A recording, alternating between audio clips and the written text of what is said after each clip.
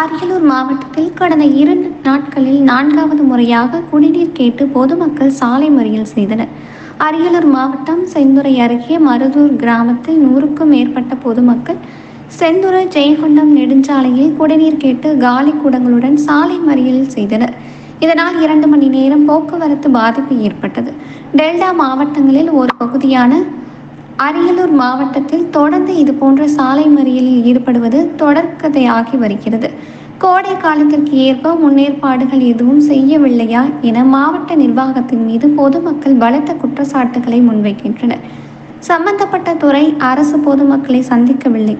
ஆனாலும் மருதூர் கிராம பஞ்சாயத்து நிர்வாகத்தினர் நேரடியாக சாலை மறியலில் ஈடுபட்ட பொதுமக்களிடம் குடிநீருக்கு உடனடி மாற்று ஏற்பாடு செய்யப்படும் என உறுதியளித்தனர்.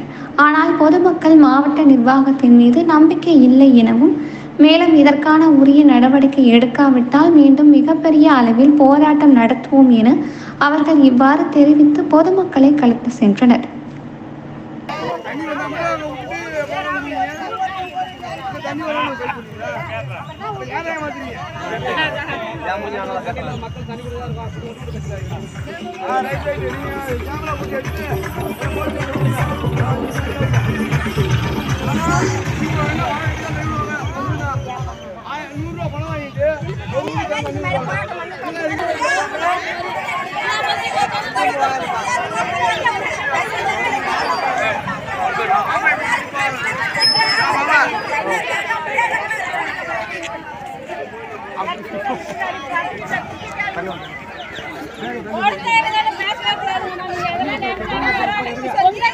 தண்ணி